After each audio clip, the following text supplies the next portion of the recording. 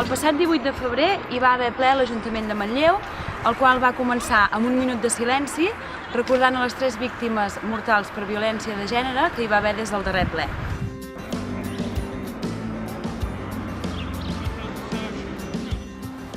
Els primers punts a destacar van ser la modificació de les bases del Premi Paco Estrella i, d'altra banda, la presentació d'un recurs en contra de la reforma de la llei d'administració local, tots ells aprovats per unanimitat.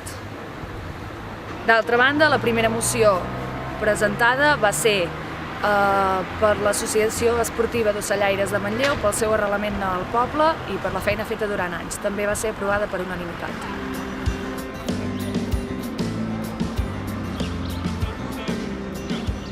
La següent moció va ser la presentada per la Plataforma d'Afectats per la Hipoteca, la qual va molt per davant de les administracions en matèria de l'accés a un habitatge digne.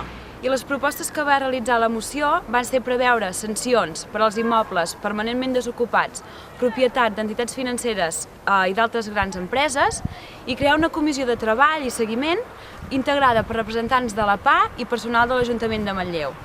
Aquesta moció va ser aprovada amb els vots favorables de totes les regidores i regidors, amb l'excepció de Convergència i Unió, amb 4 abstencions i un vot en contra. D'altra banda, lamentem que a causa del reglament orgànic municipal, la representant de la PA, la Mayra Costa, no va poder defensar la moció fins que ja havia acabat el ple. La Mayra va destacar que la part més desafavorida de la societat ha d'estar coberta per les administracions i no han de ser les entitats ciutadanes les que ho vetllin més. També va recordar que a l'Ajuntament que la PA farà un seguiment molt estricte de les actuacions en les que s'ha compromès l'Ajuntament.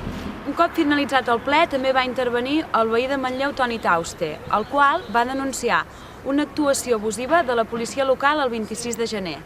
Manifestem que cal arribar al fons d'aquesta qüestió perquè s'aclareixi qualsevol presumpte cas d'abús de poder, com el denunciat per aquest ciutadà.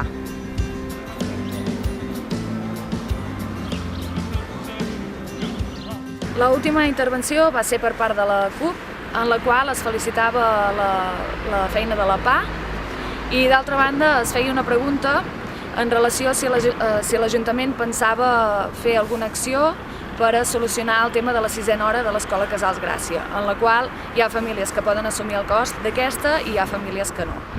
No va respondre el regidor d'Educació, sinó que va respondre l'alcalde rentant-se'n les mans i dient que no era competència de l'Ajuntament aquesta situació. Per part de la CUP, lamentem aquesta resposta i creiem que sí que l'Ajuntament hauria de respondre en aquest sentit i dur a terme alguna actuació per a solucionar aquest tema.